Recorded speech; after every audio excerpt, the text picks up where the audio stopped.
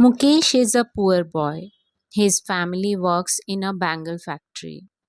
He lives in a dusty street of Firozabad. This town is famous for its bangles. It is the center of India's glass blowing factory. Like other poor families of the town, Mukesh's family has been making bangles for generations. But Mukesh has dreams in his eyes. He wants to be a motor mechanic. He says that he wants to learn to drive a car. More than 20,000 children work in a bangle factory of Firozabad. They do not know that it is illegal for children to work in the glass furnaces with high temperatures. They work in dark cells without air and light. They live in miserable conditions. The author visits Mukesh's home. He lives in a stinking lane choked with garbage. The houses in the streets are just hovels with crumbling walls and no windows. They are crowded with families of humans and animals. Then they enter Mukesh's home. It is a half built rough hut. In one part of it, the roof is covered with dry grass. There is firewood stove. A frail woman is cooking the evening meal for the family. She is the wife of Mukesh's elder brother. Mukesh's father is a poor bangle maker. He has been making bangles for many long years. Yet he has not been able to renovate the house and to send his two sons to school.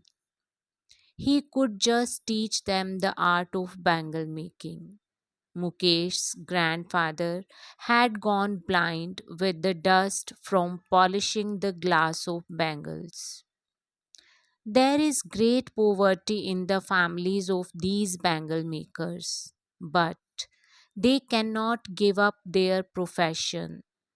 They are born in the caste of bangle makers. They have nothing but bangles in their houses. In dark hutments, boys and girls sit with their father and mothers, welding pieces of colored glass into circles of bangles. They work by flickering oil lamps. The author meets a young girl in a dull pink dress, sitting alongside an elderly woman. The girl's name is Savita. She is welding the pieces of glass. Her hands move mechanically while doing so. The author wonders whether she knows the sanctity of bangles. They symbolize an Indian woman's suhag. They stand for auspiciousness in marriage. Perhaps she will realize it one day when she herself becomes a bride. These poor people have no money to do any other work except carry on the business of making bangles. Years of mind numbing toil have killed all initiative and the ability to dream. The author asks some young men why they do not organize themselves into a cooperative. They say that even they make an attempt to do, they will be hauled up by the police, beaten and dragged to jail for doing something illegal. The author realizes that there are two distinct worlds. One is the world of the family caught in the web of poverty. The other is the world of moneylenders, the middleman, and the policeman, the bureaucrats, and the politicians. They all exploit the poor bangle makers. Mukesh's eyes are full of hope. The author asks him if he dreams of flying an aeroplane. He says no.